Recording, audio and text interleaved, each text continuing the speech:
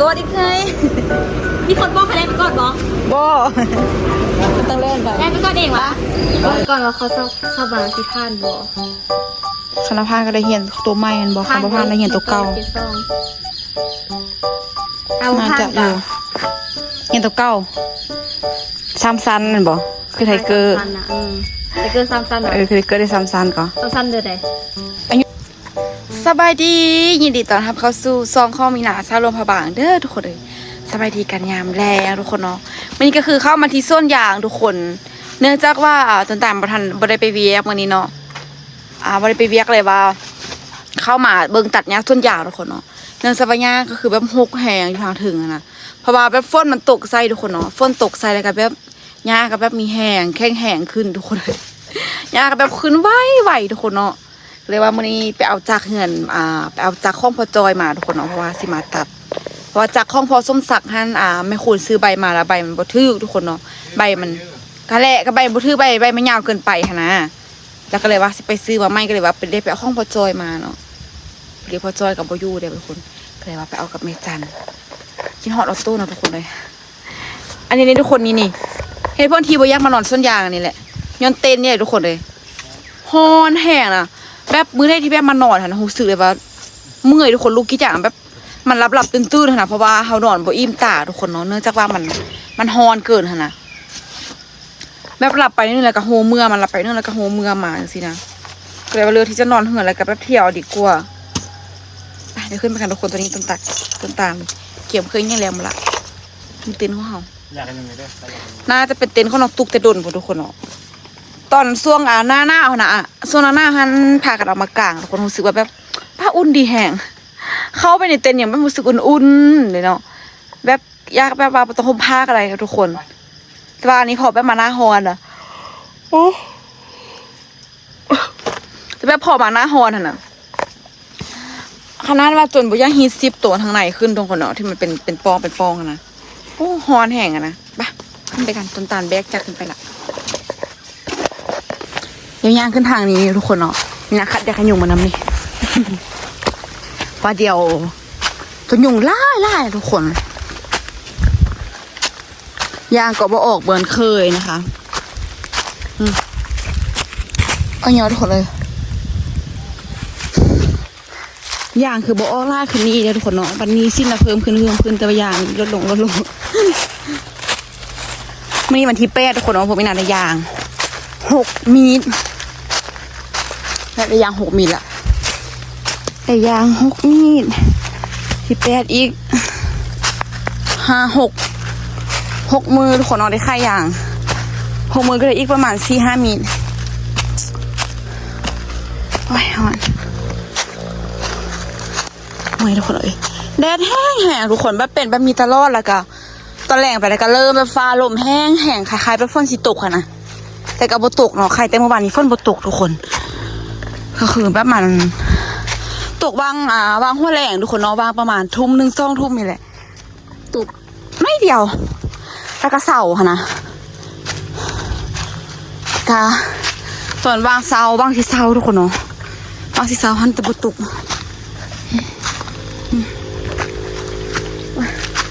มาบางสาคิดว่าสิตกทุกคนเพราะว่าฟ้ามืดแห้งมาคิดอย่างกับแบบระแวงอยู่นะปะสิกีดทีบ่บ่คิดทีบ่แต่ก็กีดเนาะกีดแล้วคิดว่ามันฝนสิตกลาดก็กีดเหาะลาอะไรก็ลาดเพราะว่าอย่างก็บ่ได้ออกไล่ปานนั้นซะดอกโอ้ยทุกคนเลยตัดอะไรเวลาเฮากีดอย่างจะสะดวกทุกคนเนาะมาสิจ้างเขาเจ้ามาตัดซอยอยู่แต่ว่าช่วงนี้บ่ค่อยมีคนว่างทุกคนไปเวียกให้เวียกเหล่าเพราะว่าช่วงนี้เขาจะเริ่มเฮ็ดให้ทุกคนเนาะเริ่มจูดให้ค่ะนะจะเริ่มจูดให้เฮ็ดส่วนบ่ค่อยว่างเลย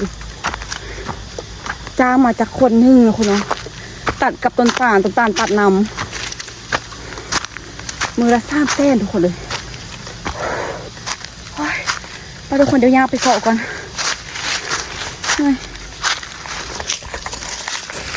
พี่มาพอแล้วทุกคนเลยเมื่อยวะเฮือฉันแตกเลยฮอนขนาดโอ้ยโห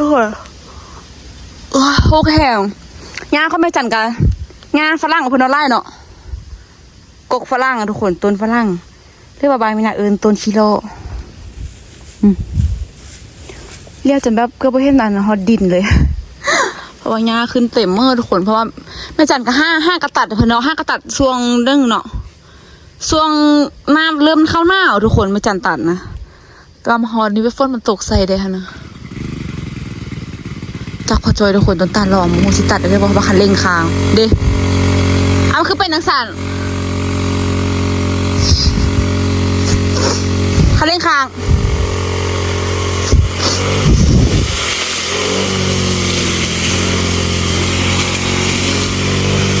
คันเร่งข้องพอจอยยักษ์ค้างทุกคนเลย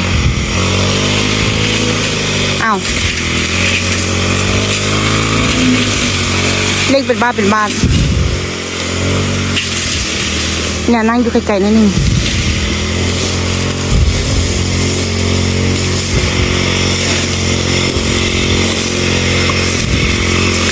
ว่าซีเอ็นแป้งแต่ว่า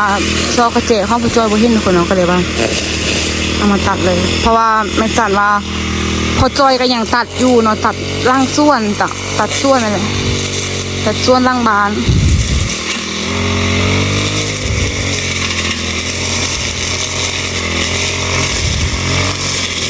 ตัดตั้งแต่ตอนตัดกระโดดเนาะทุกคนเนี่ยเอาหญ้าตัวนี้นะ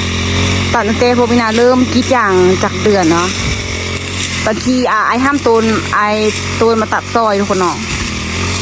ตัดแต่พุ่นแล้วก็บริตัดเลยไอ้ตูนมาตัดซอยอยู่ทางลุ่มพุ่นแล้วก็เกาะนี่ส่วนหนังสือนี่ต่างๆเราตัดลงไปเดี๋ยวตัดเกาะนี่แล้วกันเป็นแถวตัดค่อยๆเลาะไปคนนอนนี่ตัดเธอละแถวไปแบบพักพรนอนตื่นแบบกี่จ่าแล้วไปพักพรนอนตื่นแล้วก็มาตัดจริงๆนะทุกคนมีนางฮอนแฮงตัวนี้นะนี่จะเป็นวินนี่นะงานแบบเต็มโตเลยตอนนี้งานผ้าต่างๆตัดทุกคนเนาะงานน่าจะบุทันแล้วที่ทุกคนมึงนี้เนาะถ้าตัดฮอตตึกฮอตคำฮอตว่าง4-5 โมงกันน่าจะแล้วอยู่เราตัดบุฮอหน่อยเขามีธุระต่อนะคะตอนนี้โอ้ตอนนี้2:30นะคะ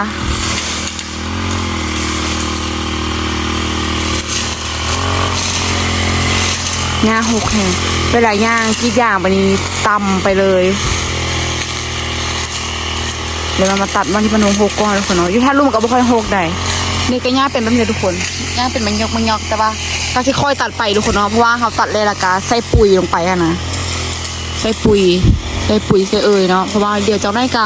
ฝนเริ่มตกทุกมือก็น่าจะได้ใส่หมวกทุกคนเนาะช่วงเดือน5เดือน6เพราะตอนนี้ก็เดือน5ละท้ายเดือน5หรือว่าเดือนต้นเดือน6ก็น่าจะได้ใส่หมวกทุกคนเนาะ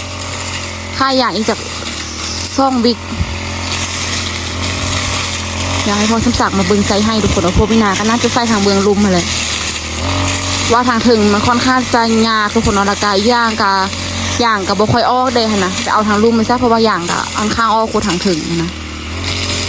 คันว่าที่ใส่หมดมันกาค่าเสียหายมันไล่ทุกคน ค่าเสียหายน้องเยอะอะค่ะเดี๋ยวค่อยๆใส่เทละน้อยไปใส่ครึ่งนึงไว้ก่อนเนาะละกา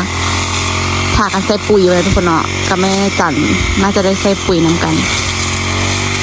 แบ่งครึ่งอะค่ะเพราะว่าสิใส่จากอันนั้นทุกคนเนาะต้องใส่ไปเบิ่งว่ามันสิมืดประมาณจะเป่าเพราะว่าทางถึงนี่เขาน่าจะได้ขุดใส่ทุกคนเลยนะน่าจะได้ขุดใส่เนื่องจากว่ามันเป็นโน่นทุกคนเนาะคันว่าสมมติว่าเห่าวานนะเห่าวานมันก็สิไล่ไปเลยมันก็สิไล่ลงไล่ทิ่มมันเนาะนี่ไล่ลงฮอจังซี่ค่ะคือข้องพอสำสากท่านกะวานไปเลยเนาะเพราะว่ามันไล่กันลงมาทางนี้หมดจริงเนี่ยลงไปทางแบบส่วนอย่างน้อยบ่อย่างจังซี่แต่ว่าตัวนี้ก็คือแบบสิไล่ลงไปแต่ก็ไล่ทิ่มลงไปพูดทุกคนเนาะลงไปให้5 ส่วนก็จะพุ่นก็เลยแบบขุดเนาะขุดระวางไปอย่างนี้นะให้ต้นตาลตัดหญ้าทุกคนเดียวมีน้ำนั่งพักผ่อนนิดนึงก่อน คอแห้งเลยนะเว้าไล่นะเพราะว่ามันแดดร้อนเนี่ยทุกคนในตอนนี้ต้นตาลตัดได้ครึ่งหนึ่งแล้วนะคะทุกคนอู้แจ้งเลยแจ้งชั่วเลยถ้าวิดหญ้าเท่านี้ยานหูเกี่ยวคอขนาด แล้วมีเวลาไปตัดทุกคนเลยเพราะว่าโอ้เธอตัดไปเบียกตัดชั่วโมงคิดอย่างเนี้ยพอแล้วก็ตื่นมาก็ไปเบียกคิดอย่างพอตื่นมาไปเบียกเลยนะเดี๋ยวนาสิลงไปถึงกลางที่นายหิวนำอีกแล้วทุกคนตั้งวันนี้กระตัวนั้นกัดตุ๊บตับตุ๊บตับเลยอย่างข้าวงามขนาดแต่ว่าออกน้อยทุกคนนี่นาสิพลาดลงนี่ตลอดทุกคนเลยมาคิดอย่างได้ไหมใช่ไหมใบอย่างรุ่นผิดอ่ะมื่นเน่เมาแล้วกัน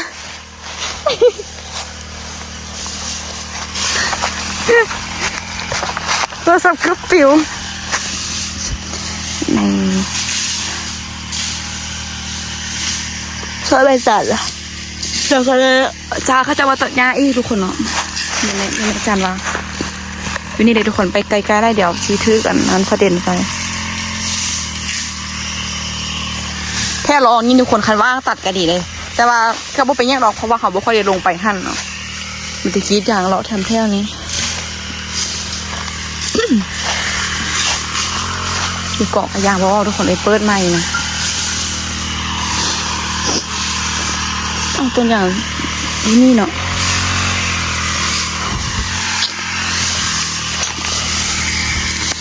คิดเกาะดีกะประมาณ20นาทีทุกคนเลยคันท่าว่าโบเอฟคันท่าว่า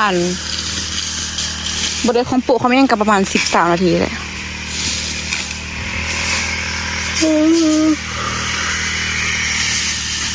นี่มันจะเป็นเลาะเก็บผักกูดแต่บทเรียนเอายังมาใส่พอดีน้องตุ๊กตาโทรมาทุกคนเนาะ ยินว่าน้องตุ๊กมาก็ตัดง่ายจังนั้นก็จะได้ไปฮับน้องตุ๊กทุกคนแล้วก็ไปฮับไทเกอร์เลยหวาน3 โมงปลาย3 โมงครึ่งทุกคนเนาะฮับไทเกอร์แล้วจังไปฮับน้องตุ๊กน่าจะปิดเส้นแล้วน่าจะพักทุกคนเนาะพัก2-3 มื้อน่าจะประมาณวันจันทร์เห็นไหมที่บอกตุ๊กเลยมาปลาทุกคนอยู่ไกลๆทุกคนเนาะโดยไกลนครหลวงตำบลมีนะ5 โมงจะน้ำตามีหน่อย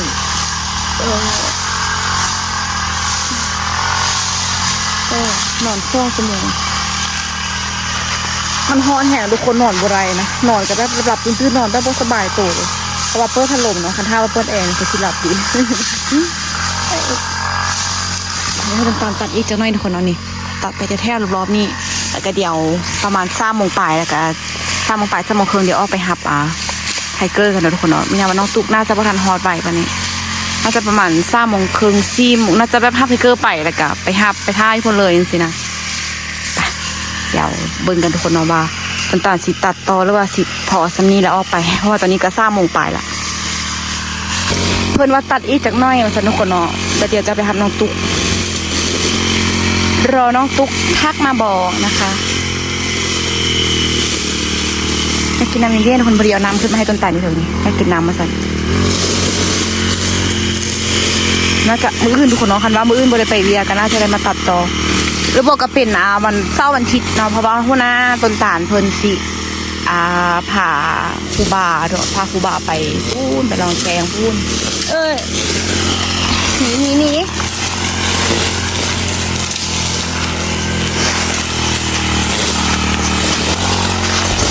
นี่ยลืมจับพาขึ้นมาทุกคนเนาะพาก็เอามาบานนำครับ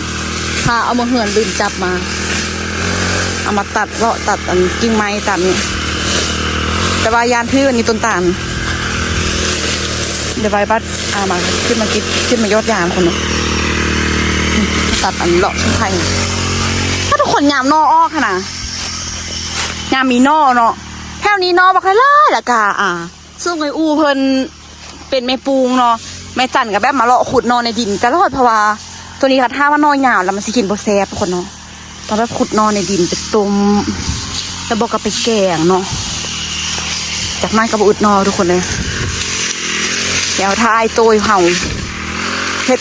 ตัวมุงลังทายตัวมุงลังคาแล้วทุกคนเนาะแบบไม้ย่างพอค่ะนะมุงลังคามุงย่างพอแล้วก็เดียวอันนั้นเนาะเดี๋ยวเห่าคนไม้คนสร้างกระซี่ย่างมาปลุกตู้กันทุกคนพอเดี๋ยวหน้าฝนมันสีไปมายาค่ะนะ ยอดจุกยอดจ่างนะเดี๋ยวนี้ก็อย่างแบบยักมานอนพีเลยทุกคนยักมานอนพีสุดใจเลยเพราะว่าบางเทื่อแบบฝนตกคลายแรงๆจังซี่เนาะแต่ว่าฝนตกคลายแรงๆล่ะกะบางเทื่อแบบหน้าอย่างกะบ่เปียกหรือบ่กันหน้าอย่างเปียกหน้าอย่างบ่แห้งสินะเขาก็เลยแบบว่าแบบบ่อยากเขียวออกเขียวเข้ามาเบิ่งอยู่คนบางเทื่อก็แบบตอนดึกๆอะยักตื่นมาขี้อยู่แต่ว่ายานหน้าอย่างบ่แห้งและยานมากก็เที่ยวเดินสินะก็เลยแบบพาว่ามานอนอยู่ทีพี่น้องทำมาสิเอามูมาย่ามากางกับยาตัวงูทุกคนเพราะว่าตัวงูค่ะนะเลื้อยขึ้นมาอยู่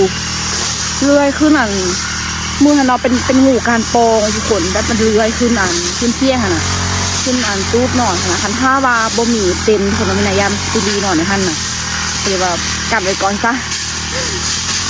ท้ายตัวแล้วเนาะมื้อแรกนี่เขาเจ้าน่าจะเอาอารูซิ่งมาเบิ่งทุกคนเขาเจ้าน่าจะเอาแพนอารูซิ่งมาส่งเดี๋ยวหนักต้นต่างก็คือไปเบิ่งเนาะแล้วต้นต่างก็คือไปเอาลงซอยนะเพราะว่าไม่กันเดี๋ยวไม่ต้องจะโทรห้าไอ้ช่วยกระบอกเนี่ยเดี๋ยวทุกคนท่าเบิ่งคลิปกันเลยนะคนนะว่าเขาจะมาส่งบอกว่าถ้าเขาจองมาส่งวันนี้ก็น่าจะได้เงินแต่ว่าบอกเอามาส่งก็น่าจะเป็นมื้ออื่นที่คนเนาะหรือบอกกาเพราะว่าไอ้ตัวที่มาก็น่าจะเป็นวันที่วันเสาร์เนาะเอาวันที่วันจันทร์คุณสินะเพราะว่าอย่างเพื่อนยังมีไปงอกไปงานดู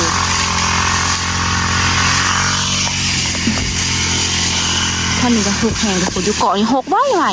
ที่หางลุมก็บ่ค่อยหกในทางแบบนี้นะอย่าเรียกเป็นอย่างเห็นเปลี่ยนอยู่แต่แถวนี้นี่หกแห่งนะแล้วก็แบบกิ่งไม้ค่ะทุกคนนี่นะกิ่งไม้ลมลงตลอดนี่นะโอ้โหอันนี้กิ่งไม้แบบลม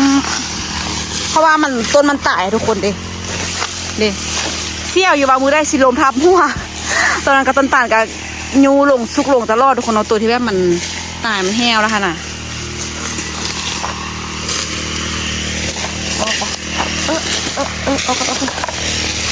อ้าวย่างลงมากินกับเกลือพลาดตัดจักน้อยทุกคนเนาะตัดซ้ำน้ำมันแล้วก็แล้วไปทำน้องตุ๊กทุกคนตอนนี้อ้อมาทำน้องตุ๊กแล้วทุกคนเนาะฮะก็อ้อมาเมื่อกี้ตอนนี้4 โมงอย่างละโอ้โหน้องตุ๊กสีฮอลเรื่องอย่างหน้าจะอย่างเนาะขอโทษน่าจะโทรมาแล้วเนาะแต่ว่าสิไปท่าอยู่ค่ะเนาะทวิตบ้าสิไปฮับไทเกอร์พร้อมแต่ว่าให้กุ๊กกิ๊กไปฮับล่ะให้ขุดบอกกุ๊กกิ๊กไปฮับเอาเกอร์ไปหรอวะคดีเขาจะอยู่กลางทางผู้เย็นขนาดทุกคนตั้งแต่เอาแอร์ไปเป้าเนาะเอานั้นไปเป้าอะนะพ่อกองแอร์เป้ากองแอร์เนาะธรรมดามันต้องได้เปลี่ยนอยู่บ้านมันมีข้องแท้มีข้องปลอมแม่คนว่า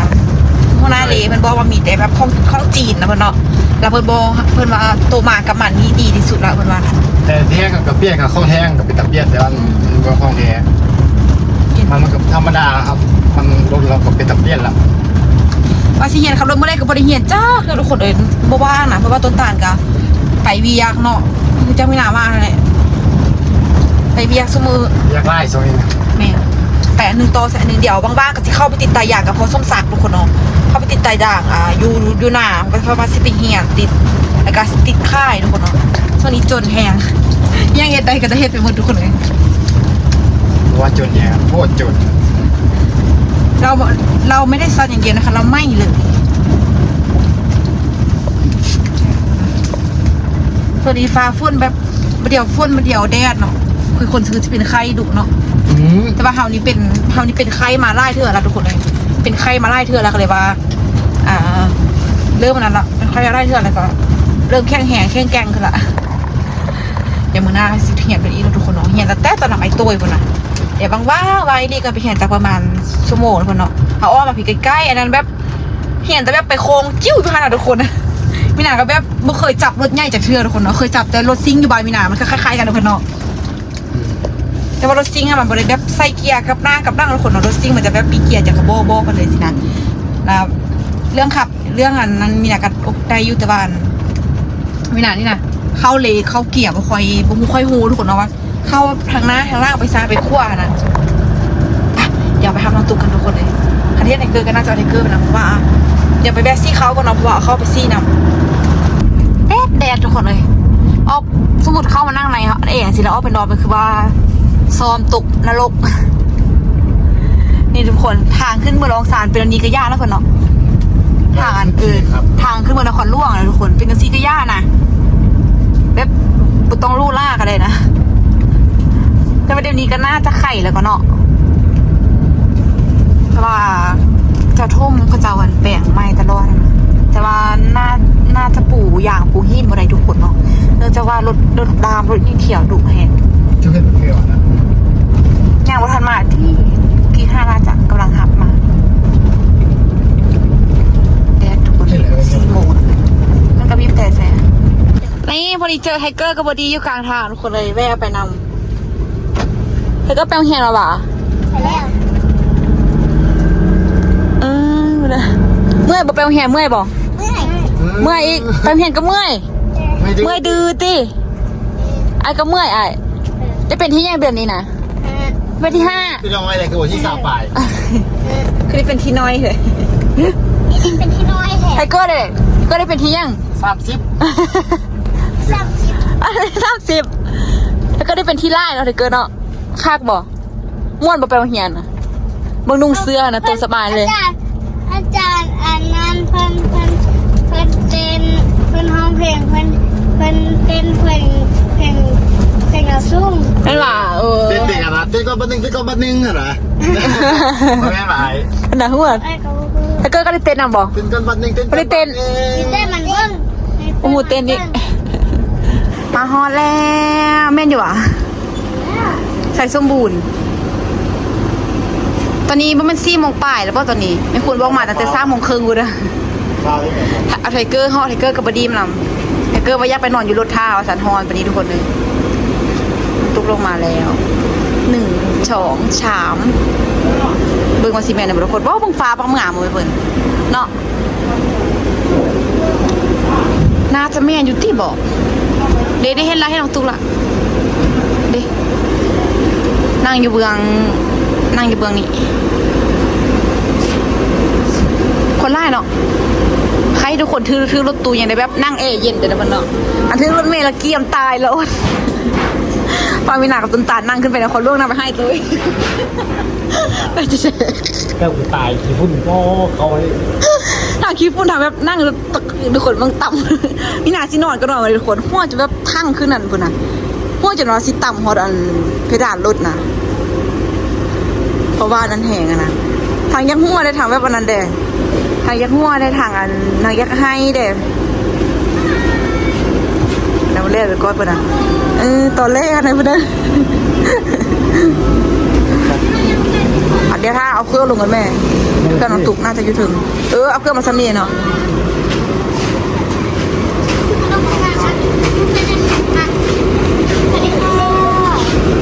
ตอแหลมากตอแหลไปกดอีกเลย มีคนบอกใครเล่นไปก่อนบอก บ่ต้องเล่นไป เล่นไปก่อนเองวะอาจจะต้องให้เนี่ยอันนี้มาก่อนเนี่ยก่อนเนี่ยเพราะน้องคือแรกแต่ว่าเพราะไอ้คือแรกแท้ฮะ เรือเซ็ตเกียร์อีกเซ็ตอีกกูได้ ทำไมเธอต้องเช็ดแก้มด้วยเรื่องตุกซิคุณมาบุกไป ไป มาทานตั้งแต่ เมื่อยอ่ะ 3:40สวัสดีค่ะทุกคน ค่ะเมื่อยอ่ะ ไป แบบ เมื่อทุกคนใครจะขึ้นรถตู้เนาะ รถตู้บ่มีแอร์ บ่มีแอร์อีก บ่มีแอร์แล้วคิดบอกว่าแบบมันปิดทุกอย่างเลยแล้วแบบนั่งที่ไหนรถอ่ะรถตู้บ่มีแอร์ ไปทุกคนเมื่อกันน้องตุกตอนนี้ตู้มอนเหือนแล้วทุกคนแม่คุณกลับไปตลาดพูน อีเมย์บอกว่าจ้อยลง แม่น้องตุกตัวน้อยลงทุกคนเป็นอะไรไปอยู่คนเดียวเราไม่อยากกินข้าวกันบ่ ฮะไม่ค่อยได้กินข้าว ตามเป็นก็คือตัวมีหนาไปเศร้าห้องแบบ ไม่ได้กิน แม่นกินข้าวผู้เสพมาอยู่ผู้เดียวนะกินมันยิกมันย่อยไปแล้ว แบบว่ายากอีนี่แล้วจังกินแบบโบยากก็คือแบบกินไปกับโบแซบคือมันนั่นซื้อของกินมาตั้งซ่องแนวนะกับเขา5,000โบกินเลยกินซ่องคำมันเป็นน้ำอาหารโบแซบเนี่ยแหละนั่นแหละ เป็นจะได้มาบานกับยูนฮอนพูดได้ฮอนกัน ยูคุณฮอนก่อน เนาะคือละครล่วงอะนะคณะแบบหวานแบบเป็นยำหน้าเป็นหน้าเทกันอย่างว่าฮอนอะ ฮอนมันอัดแบบขนไล่ค่ะนะ แมน พื้นที่น้อยแล้วขนไล่ ฮอนแบบฮอนจะเป็นจะตายห่าเลยเลย แม่ทุกคนมาลองสั่นกะเอาคือฝนที่ตกไง ยูพูดหนักฝนตกบางมองก็ครับค่ะนั่งรถมานะมันบางมองตกบางมองโมตกอยู่ นั่นมั้งคือบ้านเฮาก็ตกกวนอยู่ไปคิด เมื่อ จา เช้าง นี่แม่คุณบอกเมื่อเช้าดอกประมาณ7-8 โมง 10 โมงอะไรอีแม่กลุ่มโทรหาเนาะ กำลังมาหนูตอนนั้น ฮะ เอามาจากโมงตุเอามาจากโมง 1 โมงกำลังนอน 1 โมง2 โมง3 โม ตื่ ง น 4 โมงครึ่ง ตื่น10 โมงครึ่งตื่น10 โมงเกือบ11 โมงนี่แหละ บ่ได้ไปเรียนเลยแม่นบ่มื้อนี้ มื้อนี้บ่มีเฮียนเซ็งเมื่อวานแล้วล่ะดิ เช่นแล้วบ่เรียนพัก2-3 มื้อ พักจนฮอดวันจันทร์จะเปิดเฮียน ประจันเปิดแล้วก็ไปเรียนต่อบ่ เบิ่งก่อนว่าเขาสอบมาสิผ่านบ่ คณะพานก็ได้เรียนตัวใหม่แม่นบ่คณะพานได้เรียนตัวเก่า เอา น่า ผ่าน จะอ กั ยู่ บ เรียนตัวเก่าซ้ำซันแม่นบ่คือไทเกอร์ ไทเกอร์ซ้ำซันนะ คือไทเกอร์ได้ซ้ำซันก็ ซ้ำซันเดือดใด อายุบ่ฮอดเกณฑ์แล้วเขาจะบ่เอาขึ้นซันอนุบาล3คือเก่า ว่า อืม ไตตุนนะลูก แต่อีตุน5กับ5ปีปลายนึงเด้5ปีปลายจากเดือนนึง อืม 5ปีปลายกับเดือนนึงเอ้ย ว่าเพิ่นก็สิขึ้นป .1 ไงว่าซ้ำ แม่ ป น .1 ไงเนาะ ความจริงก็ขึ้นป .1 ป .1 ไงนะ บ่อันคันท้าสมมุติว่าแม่นแบบแม่นเกณฑ์อีหลีมันก็6 ปีนั่นแหละแต่ว่าสมัยอันตะกี้เฮาแบบ5 ปีก็ได้ขึ้นป .1 แล้วก็เนาะตะกี้เนาะ ขึ้นป .1 5 ปี 5 ปีก็ได้ขึ้นป .1 แล้วจบ6ม7ก็16 17 ปีจบม7แล้วนะ เขาขึ้นป .1 ประมาณ4 ปีกับ5 ปีนี่แหละ ตะกี้หันพอจะได้หนังสือหั่นน่ะเนาะ ได้หนังสือได้ขึ้นห้อง ได้หนังสือได้ขึ้นห้อง เก่งในต่อเงินเป็นหัวดีในนึงซ่า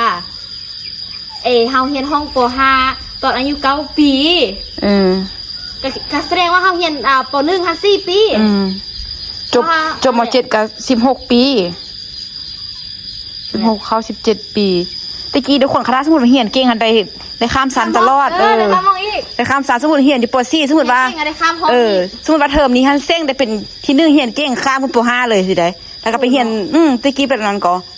บ่ได้นี่ยากทุกคนเลยว่าสิข้ามสันข้ามห้อง เดี๋ยวมันทันสมัยแต่ก่อนทันสมัยแต่ก่อนยังบ้านนอกได้เฮาอยู่บ้านนอก อันนี้ก็แบบตามอันนั้นไปเนาะทุกคนตามยุคตามสมัยไปบ่ว่าแต่แย่งก็สร้างนะก็คือว่าแบบน่าจะเป็นอยู่แต่กับลาวเฮานี่ติบ่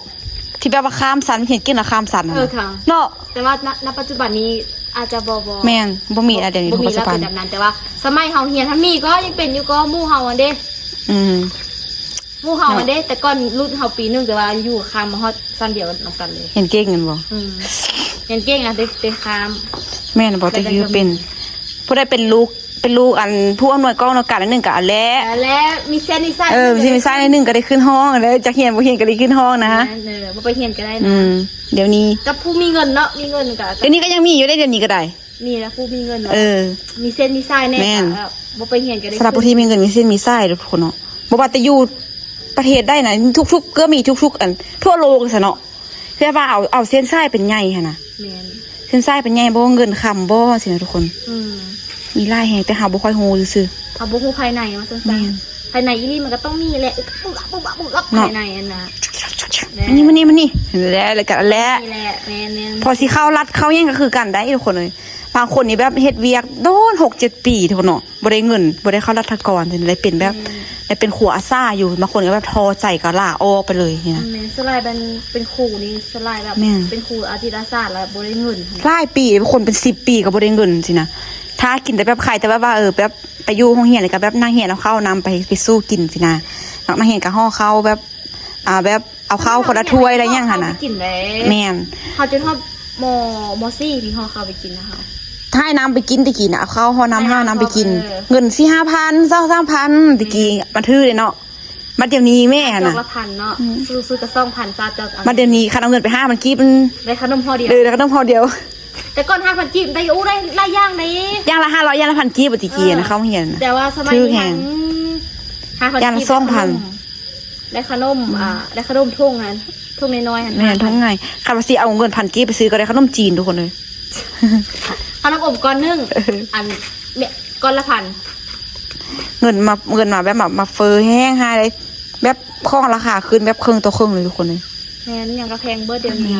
บ่มีเงินนี่อยู่ยากสมัยนี้อยู่ยากแห่งใด เงินเป็นไงนะ แบบ เดี๋ยวนี้นะ อีลี่แล้วบ่มีเงินนี่อยู่ยากอีลี่เลยแหละนี่ก็ต้องใช้เงินไป บ้านเหินนกตุกอยู่ประมาณ3-4 มื้อเนาะ 30 มื้อกลับไป แล้วก็กลับขึ้นนครหลวงเนาะเข้าไปเรียนต่อแล้วก็บ่ได้มาแล้วมันบ่ปานนี้นะ กลับมาอีกเทื่อก็น่าจะพูดแหละ ปิดเทอมมันบ่ ปิดกำลังสิกลับไทย ถ้าไปเรียนต่อเนาะ บ่สิกลับไทยเทื่อจังได้กลับมาบ้านก่อนจังสิกลับไทย เอาเครื่องเอาข้อมาเรียนบ่ แม่น แล้วก็กลับไปไทยแล้วก็ ไทย ปิดเทอม ปิด ปิดเทอม1เห็นบ่ ปิดเทอม1จะได้กลับมา เพิ่ม1พักประมาณอาทิตย์นึงเนาะอาทิตย์นึงอาทิตย์ปลาย บางทีปิดเทอมอาจจะบ่ได้กลับพากลับช่วงปีใหม่เทื่อเดียวเลย นั่นก็เนาะส่งปีใหม่เนาะ อืม ส่งปีใหม่ก็เดือนสิเอาก็บ่ดีเพิ่ม2บ่ขนมตุกกลับอันน่ะแม่นบ่คันกลับส่งปีใหม่ก็บ่ดีปิดเทอมที่2เลยแม่นบ่พักยาวเลย เทอมที่2อันปิดเดือน3ทีกลางเดือน3ที ปีใหม่ก็คืออัน ปีใหม่ก็คือสงกรานต์ไว้ปีใหม่ก็คือข้าม 2000 ปีนะ 2026สิติคิดว่าปีใหม่คิดว่าสงกรานต์สิ อัน จ้ะ นั้นเขาปีใหม่อันนั้นปีใหม่ มาแล้ว อั ค่ะ นนั้นสงกรานต์แล้วปีใหม่โคตรงงเลยถ้ากิน ปี สง ให ก ม่ รานต์ก็คือสงกรานต์ สบายดีปีใหม่ สบายดีปีใหม่ก็คือปีใหม่อันนี้ปีใหม่อันจากปี26 จักแม่น25ก็26แม่น ลาวแล้ว พี่น้องสบายดีปีใหม่ ปีใหม่ลาวเด้ คนงงเลยมาบ้านน่ะไม่อยากกลับปีใหม่เดียว เดี๋ยวมาทุกคนทอกเงินละเดี๋ยวถ้าเบิ่งตอนแรกเช็ดยังกินเนาะเดี๋ยวจังน้อยสิพาลงตุ๊กไปลักกันนะเขาเจ้ากัน รักเขา เดี๋ยวคลิปนี้ขอตัวลาไปก่อนทุกคนไว้เจอกันคลิปหน้าเด้อบ๊ายบาย